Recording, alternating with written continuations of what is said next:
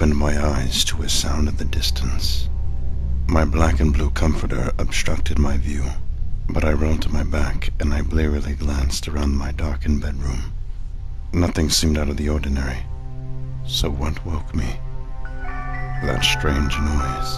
Is that a jingle of an ice cream truck? Strange. I looked at the clock. 3 a.m.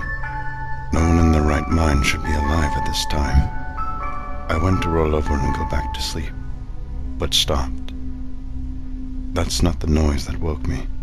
Drowsiness left me from the familiar creak of my front door, opening and closing.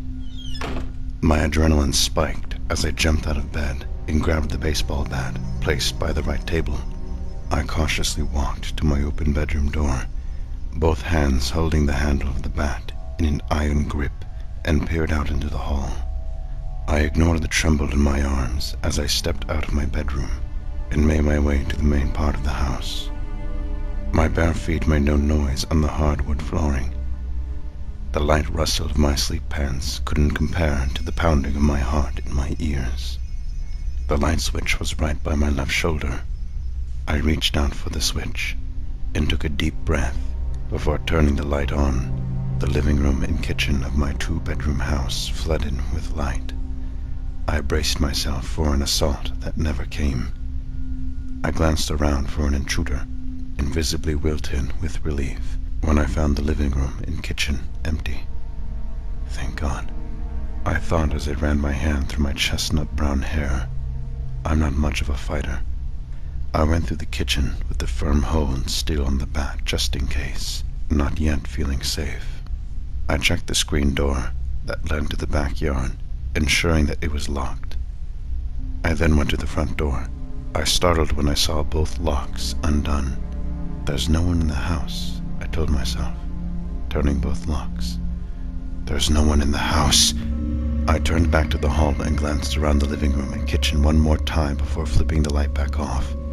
I didn't go back to my bedroom. Instead, I went to the second bedroom to check on my 4-year-old daughter, Cassie. The door stood open, like always, the purple and flowered wallpaper and the silhouettes of plush bears being vaguely seen through the darkness. I expected to see my daughter bundled up in her blanket, with her angelic blonde hair just peeking out. What I didn't expect was the bed to be empty. The bat slipped from my hand as I called out, "Cassie." I searched the room, my legs nearly buckling with every second I couldn't find her. I checked the bathroom next, only to find it empty. Where could she be? And then remembered the front door. I rushed there, fumbling with the locks before I yanked the door open. The jingle of the ice cream truck grew in volume and drew my attention. There across the street sat an ice cream truck with a line of children alongside the vehicle. I see my daughter, second in line. The fear pumping through my veins dims and gets replaced with simmering anger. How dare she step out of the house in the middle of the night for ice cream? I start forward, only to come to a stop when the person running the ice cream truck focuses on me. A clown. Why did he have to be dressed up as a clown? Clowns had always given me the creeps.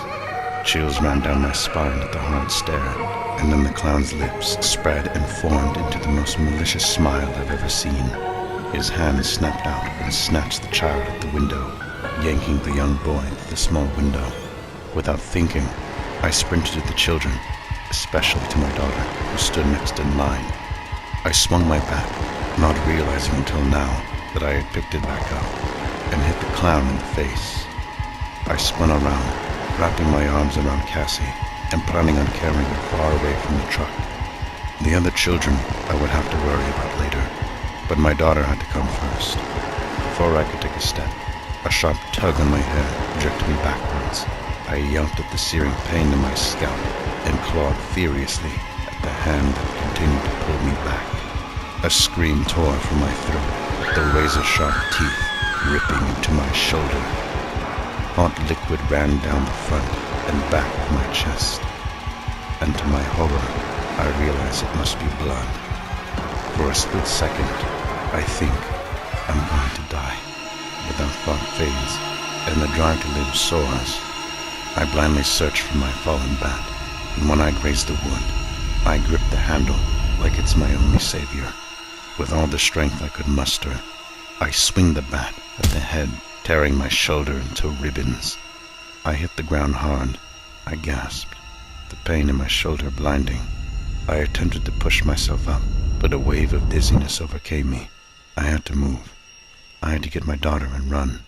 Come on, body. Move. With a groan, I made it to my feet. I got one glimpse of Cassie before a hand wrapped around my neck. The last thing I ever heard was the jingle of the ice cream truck.